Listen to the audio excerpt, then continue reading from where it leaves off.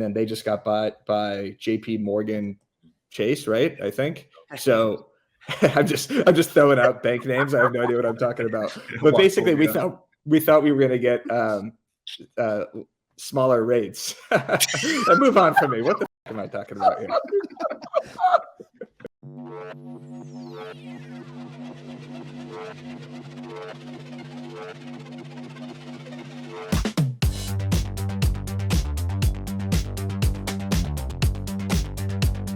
Welcome back to the walkthrough, where we walk you through this week's trending topics in real estate. I am your co-host, moderator, and captain of BAM, Dan Oneil, and it is an honor to be here. What a week for BAM, and what an episode this will be.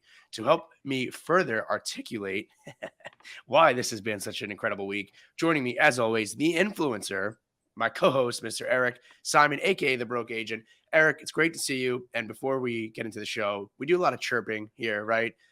We constantly kind of go back and forth in good faith. But I am going to give you a big compliment, because last week we had the first ever BAM Golf Mastermind, and I have to say, you worked your tail off all week. You didn't golf, you didn't drink, you really didn't have any fun. I don't even think you left the hotel room. You worked really, really hard to provide so much value.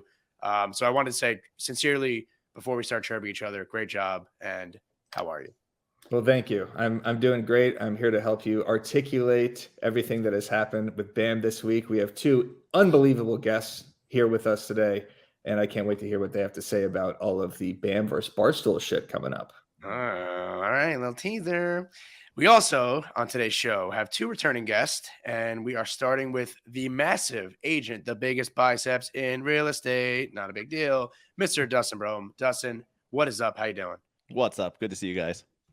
Thank you for coming on the show, and I'm going to ignore your first chirp and continue on. What about your Cartier bracelet? Yep, let's continue on. We're not going to go there. Speaking of chirps, we also have repeat guests coming live to us from, if you're watching, what appears to be his dentist office. I don't really know where the heck this guy is. All the way from the Bay. Let's go Lakers, Mr. Brooks Landry. How you doing, buddy? Yeah, good, guys. I'm good. Yeah, it does resemble a little bit of a dentist spot, huh? Back here. Somebody get this guy a Basil Haven on the rocks, huh? I got all the lights right here too, but where are you? It looks like you're taking direct UV hits to the face right now. I know, you have right? little red under your cheeks. Little red light therapy. I'm at the dentist. I'm in my office. I just got a lit up room right here. I was going to do the Zen Den, but I wanted to kind of be a little bit more professional for you guys today. Yeah, get out of that bat cave. I like that. This is a good setting. Yeah, you look like a chiropractor. You actually look like a high school principal with that football. Yeah, you do. You do. You had to tell me that I got an F in gym class, or that I need to stop cutting gym class. He's gonna make us run laps after we screw this walkthrough. Stay away from the Cartier bracelet. Oh my god! Hey, buddy, can you crack my back really quick? I need to go to the chiropractor. Holy crap! All right, we have an incredible episode. We have some very exciting news to share today. We're talking Barstool versus BAM. 72% of renters believe they will never be able to buy. Zillow 3.0 and much, much more. Make sure to like and subscribe, and let's get to it. All right, topic number one. This article is posted by Vanessa on the BAM site and will be in the show notes. 72% of renters believe homeownership will never happen. Dun, dun, dun. According to a recent report by HomeBay, 72% of renters believe that home ownership will never be a reality for them. And while 85% still aspire to achieve this dream of owning a home, for many, it feels like winning the lottery is the only feasible way to make it happen. It's a little exaggerated, but the report surveyed 1,000 renters across the United States to gauge their sentiments about the current housing market. The survey asked and polled which of the following milestones were important to these 1,000 people. Having a debt-free life was 71% of the number one answer. Having a comfortable retirement was the second. Owning a car was number 3. And owning a home came in fourth out of the, I believe, 7. Reaching a 6-figure income was right after. Having children was below that. Being promoted at work, and then being married was the last on the list. So that shows that in this current economy, renters are putting financial stability over traditional milestones like home ownership and having children. The survey and article is incredibly detailed, and I could spend an hour reading it. So I suggest you take the time to take a look. But this is incredibly relatable for me as somebody who has bought, sold, now renting, like married, all of the above, right? So I'll probably go last here, but Dustin, I'm going to kick it to you first. What was your biggest takeaway from this article, and how important is it to kind of be empathetic with our buyers to, the current situations, current climate of the market, I guess I should say? I mean, I was shocked a little bit. I know that a lot of young people, interest rates, prices, affordability is a real issue for, right? It's an issue for everyone, not just younger people. So I empathize with that and understand that, but 72% believe that it just won't happen for them. My first off, sad trombone, but that I'm a marketing guy, right? So I'm like, okay, like, why is that the case? Like, they must not understand how attainable it can be if you just get the ball rolling and plan ahead a little bit, right? And so I start to think, well, what can I do better? What can we do better as an industry to help these people be educated on how attainable it really can be with some preparation? And so I went to, we as agents need to do a much better job of getting their attention and then teaching these concepts versus these boring introducing yourself to start your video things where no one's watching them. But if you do a proper hook and here's how you can buy your first house before age 20, for example, right? And then you go into do this, that, we need more content, as crazy as that is. And I'm sure there's going to be people disagreeing with that, but we need more content that is good, that's clear, that gets the message across, that actually educates clearly so that they're empowered, because home ownership is so important for their entire future and their family's future, right? Like that's the domino that if you kick home ownership over, lives change for generations, potentially. But Dustin, do you think that we can market to, so like the top two things here for these people in this 1,000 survey was being debt free and having actually three, owning a car, having a comfortable retirement, and being debt free. So it seems that like those, especially in the survey, like those are the most important, that they're putting those ahead of owning a home. So it's not even necessarily, in how can we market to those people? It's like buying a home is like the best investment for you. Why would you want to, right? Like I understand being debt free. I blame Dave Ramsey. I do. And people like him because when you lump all debt together, this is what happens. You think that credit card, consumer credit card debt, where you just went and bought a bunch of shit at Cartier and or Macy's, right? That is not the same as a mortgage for a house. They're different debts. There's good debt, there's bad debt. I believe that. Rich dad, poor dad. I'm well in that camp of good debt, bad debt. But that's not taught. And so if you don't understand the difference, and if you don't understand why there's a difference, you're going to be like, I don't want debt. It's scary. It's bad. It's going to hold me down. If it's all being lumped together, you're going to think that. So we need to do a better job of differentiating. Yeah. Brooks, you look like you were either just reading something or you were reading a report card. So what are your thoughts on the article? I'm not sure if it's time for me to get a drill yet. Novocaine is coming in a minute. He's looking up what debt is. He's Googling what is debt right now. This guy's getting a feeling. Student loans from dental school.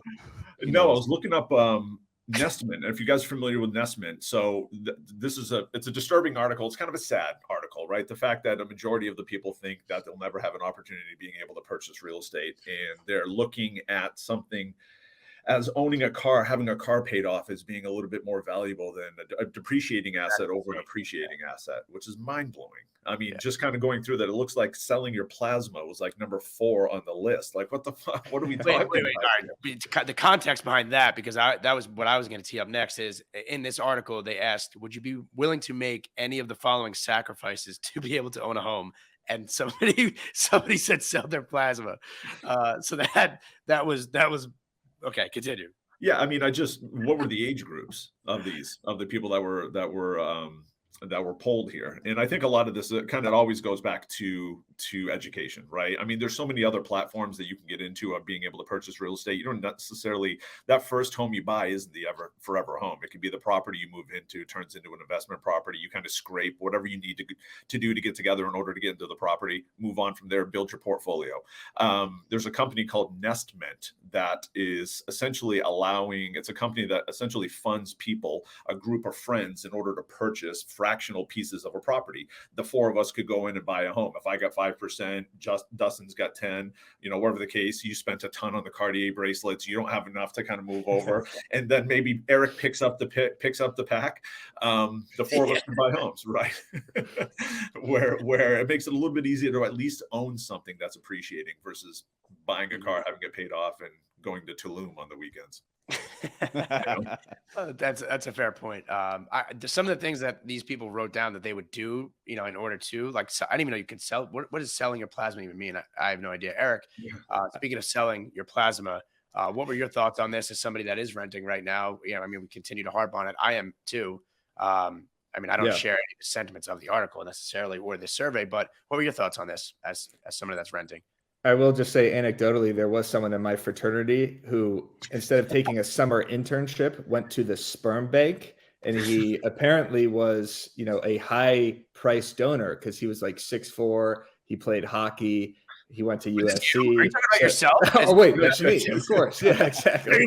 Oh my God, that was Father of 400 kids. No, I did not do this, of course, but he went in and then was pulled back. He was like, no, this is a little unethical for me. I'm not going to actually do this. But, I guess there's money to be had in that if you have the right genetics. And I'm not sure what plasma is. But I think there was a really interesting stat that said 73% can't even put money down or don't even have enough money for a down payment or have no money for a down payment whatsoever. So they have nothing saved. So I'm thinking from like a content perspective, how can we talk about financial literacy, just as Dustin was saying? How do you save money for a down payment? What will your monthly mortgage look like? Like these types of educational pieces, I think would be great for real estate agents. And we learn nothing about financial literacy. Like in college, in high school, I barely even know what a mortgage is right now. I mean, I do, of course, but like it takes a long time to like get these, ideas engraved in your head, and nobody is talking about this. So as real estate agents, you can definitely start being the resource for that. And we're feeling this too. We're looking at buying a house. First Republic was supposed to have better mortgage rates for us, and then they just got bought by JP Morgan Chase, right? I think so. I'm just throwing out bank names. I have no idea what I'm talking about. But basically, we thought we were going to get smaller rates. Move on from me. What the am I talking about here? Move on from me immediately. The point is, make content about financial literacy, or go to a sperm bank, or donate your plasma. Financial literacy, yeah. Oh my God. Yeah. I need an entire class on financial literacy. I'll tell you that much. Everyone does. It's pathetic that in America we don't teach that shit unless you seek it out. Yeah, exactly. So instead of seeking it out, put it in front of them with these videos, with these hooks. Yeah, and we have Captain Hook right here. Captain Hook, Brooks Landry, you could come up with some more financial literacy hooks for us. I think in high school I was taught how to write and balance a checkbook, which I can't. That's completely useless, obviously, at this time. But I did 100% financial literacy. I wish I was taught that, or maybe I just didn't pay attention. But like I was learning Y equals MX plus B. I've never done that in my life ever. But yeah, I balanced the checkbook. I'm writing checks, taxes. I didn't learn any of that. 7 years of college. Again, 7 could be me. But I didn't learn all of these things, and like I feel like the younger generation, maybe even my age and younger, like feels like homeownership is just unattainable, and it shouldn't be that way. Yeah. All right. Anyway, real quick on the financial literacy, I remember so vividly. One of my teachers, 10th or 11th grade, he cleared the day to teach us about compound interest. Yeah, and it was like social studies class or something. So, I remember it so vividly because all of a sudden it was like, holy crap, that grows quickly. Like you can invest this much and it turns into millions. Yeah. And imagine the impact that just he had on so many hundreds, if not thousands of students who learned, if nothing else, just start investing early. Right. he's probably changed so many lives just by doing that once per semester in social studies class. Yep. So imagine what we could do, what anyone can do with the right video that is entertaining and attention grabbing online that could potentially reach millions of people. Yeah, and that's a great point too. And like when you're renting, like for all these people, rent prices are insane no matter where you're living, right? Like my rent is climbing to the same that my mortgage was, a year and a half ago. So if you're affording that, or if you can afford that rent, you could probably afford that monthly payment, right? Or that mortgage. And even if you're just putting away a few shekels a month, or learning better ways to save, or opening up an account where you just put money in each and every single month, like those little things add up over time. And I think that everyone hit it on the head except for Eric's small rates. Smaller rates. The First Republic, J.P. Morgan Chase, Wells Fargo. Bank of America, ever heard of them? Yeah, Bank of America. I will say this also: sharing the sentiment, like if you're just renting, you're just paying your landlord's mortgage or a meme like that or something. I don't think that works. I don't think that like convinces a renter to be like, oh, you're right, I'm just blowing money and paying my landlord off. Like it's a fun meme to share, but I think coming from a point of empathy and actually explaining to them how they could save up money is a little bit more effective than sharing something like that. Yeah. I did a video a couple of weeks ago on this article.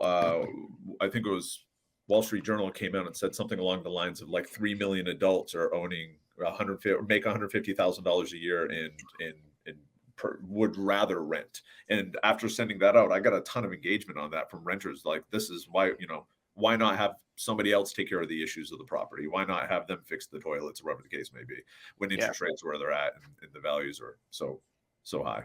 Are rates small or big right now? The interest rates went from small to big to large rates now. Yeah. Got it. Okay. Thank you. Small to big. I think we underestimate how many people actually live paycheck to paycheck in our society, truthfully. In our industry. Yeah. It's a great point. And I think, kind of sharing how maybe we invest or how we're able to save money, that is something that I'm going to be taking away from this myself. So.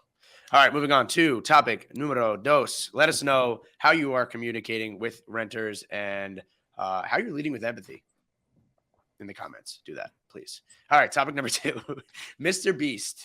Again, we're talking about MrBeast for the second time, I think, in 2 weeks.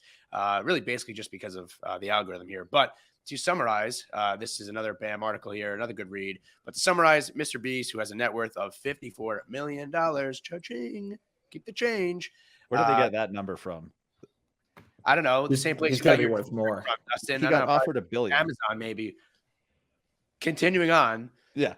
54 million is his net worth. The guy, I don't know. I got 5 MrBeast burgers down the street from me. The guy's giving away $1 million a day. He basically cured blindness for 100,000 people. Ever heard of him, Dustin? Continuing. Yeah. Right now, he lives in a $325,000 house. But because he wanted to be surrounded by his friends, his family, and his employees, he bought an entire neighborhood in Greenville, South Carolina, and will be moving everybody in. So, number one, I love this because it is showing that he's investing in real estate, right? Like, that's where this guy's putting his money, which is incredible and smart. But number two, would you want to live in the same neighborhood as your friends, family, employees? It would be cool maybe if Eric lived a couple doors down, I think. I don't want these are the hard-hitting questions that people come to BAM for right here. Right here. This is good shit. Do you guys want to live with your friends? I mean, it'd be pretty sick to have your boy down the street. You can play catch with them, party with them. Yeah, but also, would you want your family, your employees? Can you imagine if Bobby lived 2 doors down from you, Eric? You would. Hey, we'd get a lot of editing done, I think. But I think the reason we're talking about this article, to be transparent with everybody, is it's trending right now, and it's great for the YouTube algorithm. And MrBeast is the biggest YouTuber. So that is the sole reason we are talking about this right now. It is interesting. It was a great article for real estate agents to share about how this guy bought up, 6 homes in the same neighborhood. Did he buy an entire neighborhood? Not really. Of course he didn't. He's trying to, though. He's trying 5 houses. He's trying to. It's great clickbait. And there you have it. I mean, I don't know what else to say about it. Do you guys have any thouts? You guys want to live with your boys? Somebody just walk past Brooks is one of the funniest comments I've ever seen.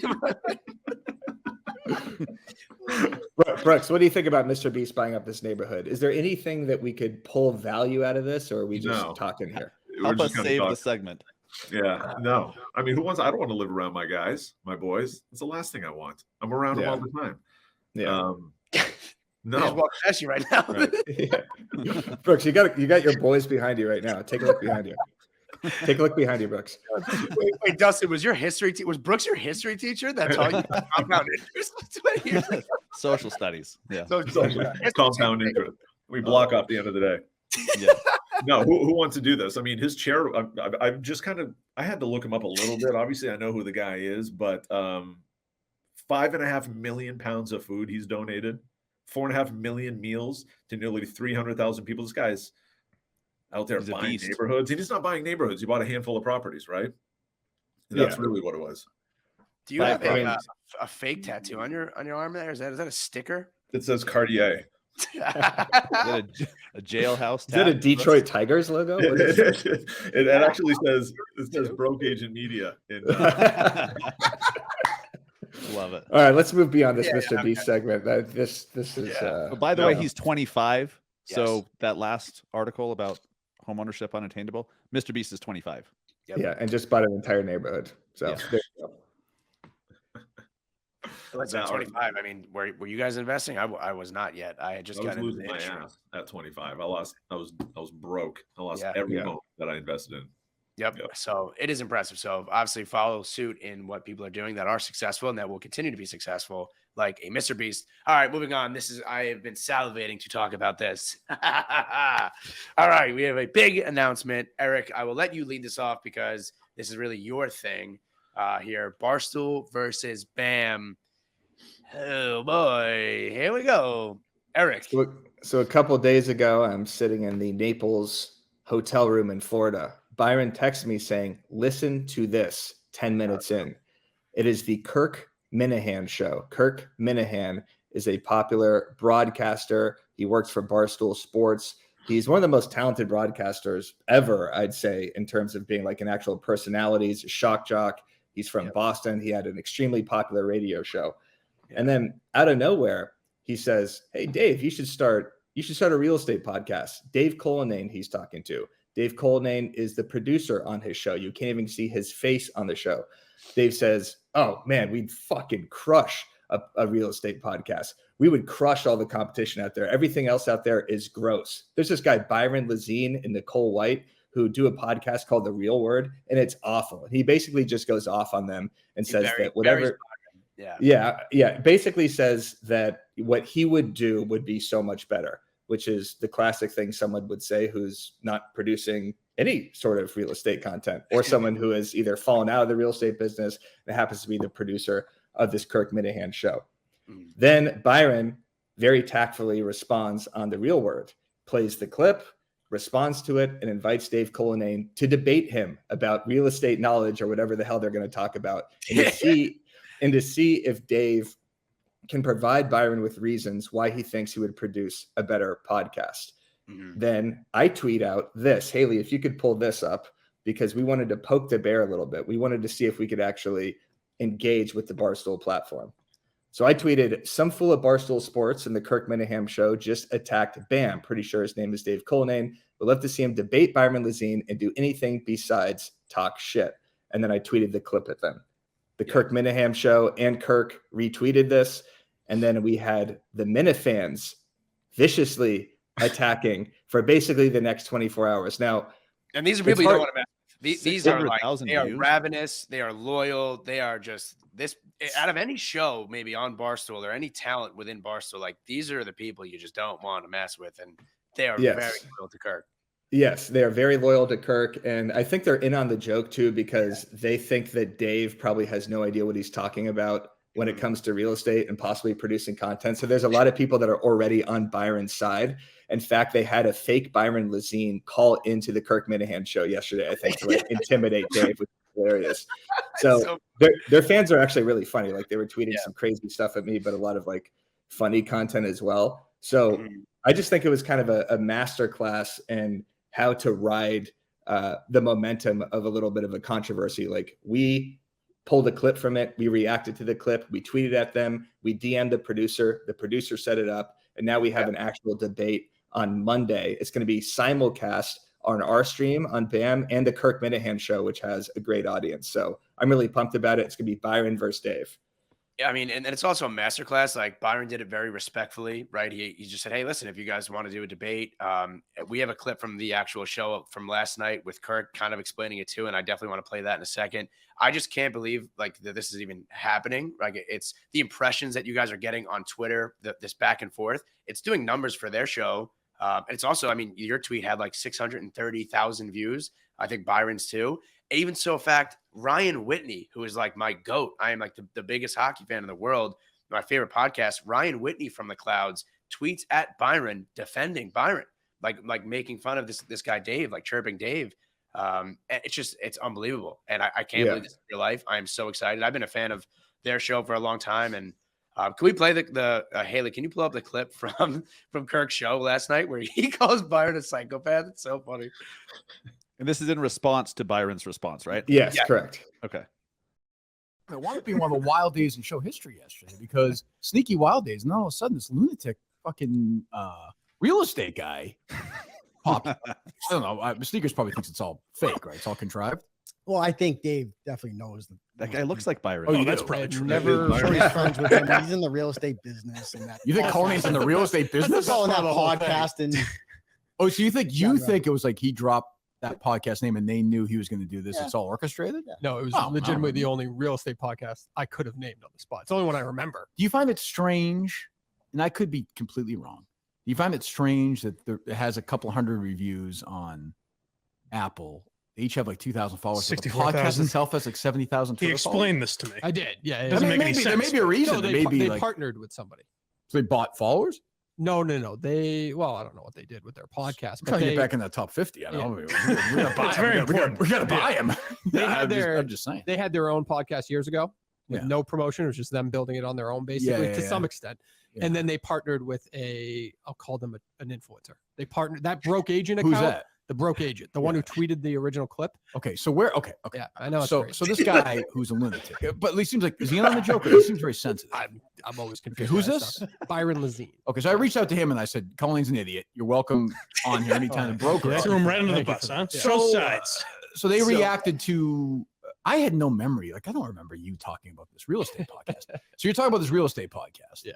And then they react to it and put the clip out. Obviously, That's correct. Yesterday, I'm at Harry's game yesterday, and all of a sudden I see this thing pop up. Yeah.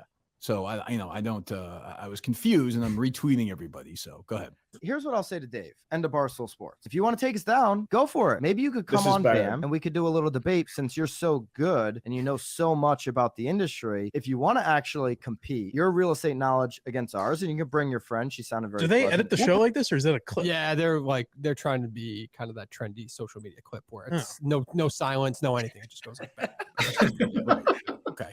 So Proper clip. where did you leave it? So you texted me and said that they reached out for you to come on the show with Julie. I I guess? think Yeah. Well, All right. So basically, it concludes with them saying that we are simulcasting this debate between Dave Cullinane, the producer of Kirk Minahan, versus Byron Lazine. So, Dustin Brooks, your thoughts on this? I mean, I know this is kind of random, but I think it's really fun, and I just think like in real estate media, we are kind of the only ones doing fun stuff like this, trying to host debates, calling out other people. I feel like every other real estate media company, it's just constant. Oh, everything's so nice. Everything's great. Like I like this attack welcome realm, to and the I think mud. it's fun. Exactly. Welcome to the mud. His consistency over the years, Byron's got him to kind of in yours as well. It's a perfect combination of what you've built, what he's been consistent with, and it's clearly, reaching out past the real estate space. I love it. Actually, I think I can't wait. I'll watch it. I'll be chirping in the background for sure. Yeah, I mean, their fans are going to absolutely destroy our fans. But I think it's also funny because while he, calls Byron a lunatic and a psycho a couple times, he then also asks if, Byron's in on the joke in a way. And then the producer, Dave, also says, like, that he would want to be Byron if he were in real estate. So he actually complimented him, too. And in that episode, like, Kirk has a fan. Like, that guy that's sitting there in the white that thinks it's completely contrived is a fan of, like, the show that, like, off the street that they had on. That was like just airing his grievances to The Kirk. one that looks like Byron? Yeah, the one that looked like Byron. If Exactly. Byron dressed like me, that's what he would look like. Yeah, it's so funny. So- Dustin, you have any thoughts? I You think it's excited? incredible. And I can picture Darth Byron right now, like walking around with the biggest grin on his face. He lives for this shit. Yeah. But I think everyone involved knows exactly what's happening. Like, this is just good, fun content, and I'm here for it. I love it. I don't really follow, like, I'm not a big sports guy. I'm not a big Barstool guy. It's not that I don't like it. It's just I don't stay up on that. So I don't know these people.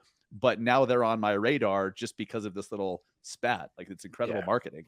Yeah, it'll be interesting to see if either of our audiences grow from this. Like, I doubt we're going to get like the Minute fans watching the walkthrough or the real word, because they probably just don't care about, interest rates, small or big, depending on what we're talking about. But it's just exciting because I know the interaction on this live is going to be great. However, I am a little worried because the Minute fans actually are psychopaths in terms of commenting. So are they going to be like, attacking our videos for the next couple of months, or this is just going to be like a fun little event. However, Dave did call me an influencer, that Byron partnered with an influencer. I found that insulting because this is a brand. I'm not just selling Fit Tea products here, or going to Coachella here. This is an operation. This is real shit. You couldn't get into Or Coachella. Tulum. Yeah, exactly. I couldn't get into Coachella. Yeah, no chance. But I'm pumped for this. So anybody watching this, tune in Monday. It's going to be at 7 Eastern. We'll have it on the BAM channel, and then it'll also be simulcast on Kirk Minahan's show. So tune in and show support for BAM, because they're going to have a ton of rabid fans in their comment section. Yeah, I think if Byron had a second career and was not in real estate, he would be a like WWF, like not a wrestler, but he would be like the little like the mean guy on the microphone with the wrestler, because the wrestler's like too big that can't really talk. So Byron would be such a good like promo heel manager guy, And this is like right up his alley. Yeah, it was I just thought you were going with the wrestling thing. I was like, I don't see him wrestling. Yeah, no. I mean, you look like you're a high school. You look like a junior high school wrestling coach right now. That's just waiting. I decided to button this up just to keep it classy a little bit. Hey, You better lay teach off of Pride. Brooks Landry DDS. All right, Dr. Brooks Landry DDS. Leave him alone. He keeps the teeth straight. All right. Speaking of teeth being straight, and speaking of marketing geniuses that we all are and aspire to be, Eric, do we have something?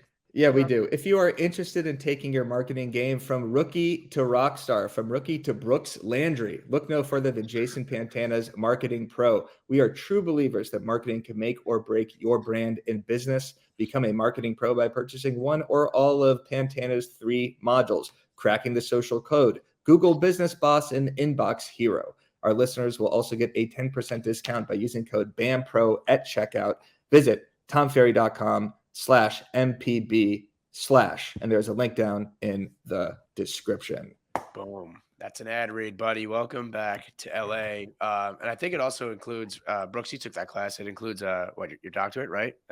A fast pace to getting your to get my yes, I did. I was okay, there. Went over your head. The UV rays are a little too strong in your office. Yeah, exactly. You guy's melting his face off right now. Oh my god. All right. Speaking of, I actually did melt my face off, so I can't even Dustin and I are the only ones here without bruises or that look like we got bludgeoned in the face recently. The only two who don't have poor circulation right now. Brooks is like, I can't. I'm sorry that I'm picking on you, but like you got a foot. You have that tucked like you're about to present. I don't know what I'm doing. Holy God. I'm about to fucking spin move on this shit. He thinks Mika Parsons is going to pop out from behind him and just slap that ball out of his hands. Oh my God! Did Reggie Bush just knock on that door? No. I respect it. He's doing red light therapy at the desk. It's smart. It's biohacking. Exactly. All right. Let's get back. Let's get back here. What show are we on? What are we doing right now? I don't even know. We're on the Kirk Minahan show. This is the Kirk Minahan show. Now it is. Now it is his show. All right. Last topic of the day here. Please throw us a like. Throw us a comment.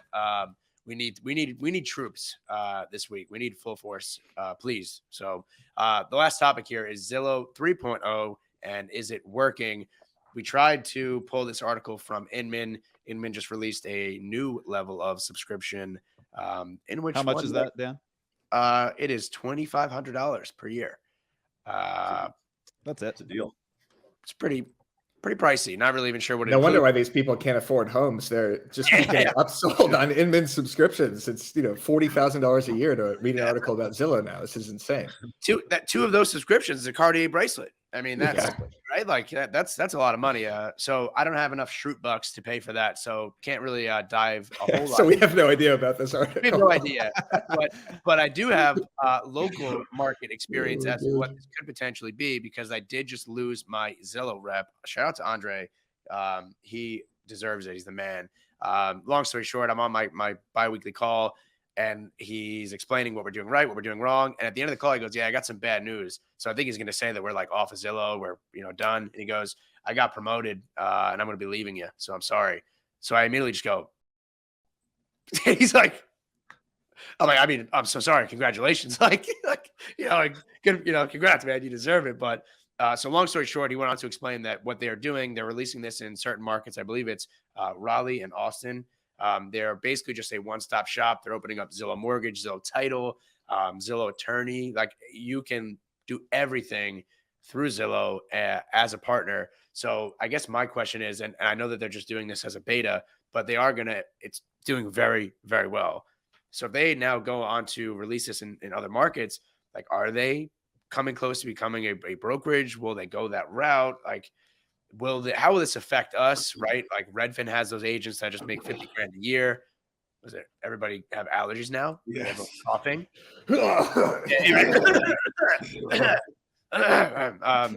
Jesus. So whatever. Long story short, I wanted to know what you guys think about this, and I believe, Dustin, you just had a call with somebody from Zillow. Like, did you just talk to Spencer Raskoff yourself? I have no idea what you're talking No, that was about. me. All right, that was Brooks. Yeah, Yeah. Stick to the All right, Brooks. Somebody was pitching me Zillow Premier. Yeah. But he didn't really know what the hell 3.0 was either. But essentially, He couldn't access the article. Yeah, he's like, "What did that even come out?" yeah, he didn't. I didn't have the 2,500. The ancillary, the mortgage and the title and everything. But why would you want to be a broker? Why would you want to have that liability? There's like, what is that saying? The saying is like, brokerage is broke, right? You're broke. Yeah. You own a brokerage. That's why you need the ancillary. You need the title companies. You need the mortgage company. You need the affiliates. With somebody that size, there's obviously going to be legal issues down the line. Is anybody pushing towards the mortgage space? Are you pushing them to use the title space? Is there any sort of steering? Whatever the case may be, that's going to come up with Zillow involved. But that saying was, you get rich selling real estate, you get wealthy selling realtor stuff, something along those lines. So what's the Not Inman. not Inman. 2,500. Who's behind? Yeah, there we go. There we go. I'm on the second floor. I'm not. And Well, that would be wild. yeah. Eric would walk by, you'd still see the top of his head. No shit. He's his legs. He's on the second floor. Unless it's Eric's friend that's selling sperm banks, 6'5" specimens. That was my friend. That was not me, Mom, who I know listens to all these. Oh, man, Promise please, you. Diane, I promise you, I had that internship at the Rose Bowl. I did go to it a few times. I forgot Eric's not watching the show. Shout out to Diane. Oh my God. Yeah. Anyway, Anyway. Dustin, thoughts on Zillow 3.0? I think it's kind of like Web 3.0, except Zillow. Yes. So Zillow, I respect so much because they are genius business builders and move makers. Like, these guys play chess. They're thoughtful. What they're launching right now, we were all talking about years ago, like, oh, Zillow's going to do this. And they're like, no, we're not. We're just here to serve agents. Well, they are, but they're also building this behemoth of an empire and this machine that we can partner with them on, but it's their machine, right? So good or bad, the pros and cons, there's all of those. I just Googled real quick Zillow 3.0 and found a Mike Del Prete article. His summary of Zillow 3.0 is: the plan is centered around creating more transactions for premier agents and selling consumers adjacent services like mortgage and title. Right. So that's not surprising, right? Zillow has all the eyeballs in the world, pretty much. So why wouldn't they? They're building a business, right? They're building an ecosystem. Why wouldn't they add on mortgage and title and home warranty and property management and what? I mean, they already have that, and whatever the hell else, right? They should do all those things. So this shouldn't be a surprise. So to me, it's like, no shit, they're doing this. Yeah, and it's kind of like a flex. So if you're a flex partner, it's basically just taking that and kind of taking it to the next level. They've been doing it, right? Like if you're a flex partner, you get to keep your money in your pocket. I'm very grateful to be a flex partner and have that relationship, and it's one that's really worked out for both sides. So this is just kind of taking it one step further. Not a surprise. I'm very upset that I lost my rep because he was the GOAT. But aside from that, I mean, we knew this was happening. So good for them. And like you said too, Dustin, like. They bought showing time. So they have a lot of information. If 100 people buy a house, how many people do you think are on Zillow at some point? A lot. 90? Yeah, most at some point. So I think it's something that wasn't surprising, and I'm excited to kind of see how it plays out. And good for them, and for those agents that are in those marketplaces. I hope that they really do well. So with that said, any final thoughts, gentlemen? You guys want to? I personally think we murdered this show. I think this was probably the best one. Oh, ever. Yeah. It's gonna be the least watched, the worst show ever. The Kirk. Look, everyone, we had fun. We had fun on this one. You got to tune in on YouTube so you can see the reactions and you can see the chemistry back and forth here. If you're just listening, I'm sorry there was a lot of laughing, but check out the Kirk Minahan show Monday and check it out on BAM. We are streaming this thing. Byron Lazine versus Dave Cullinane, Barstool versus BAM. It'll be sick. Fellas, thank you for coming on the show. Brooks, you could get back to your root canal now.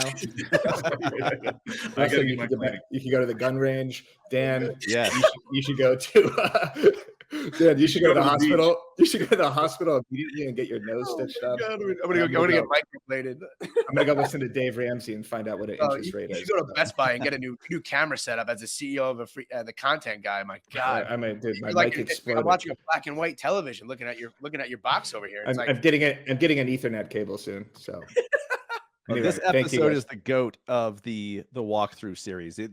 We're gonna put this in our resumes. We're going to put this episode in our email signatures. This is the one. Absolutely. I'm putting it right in the garbage can. Eric's mom sees this. I'm done for it.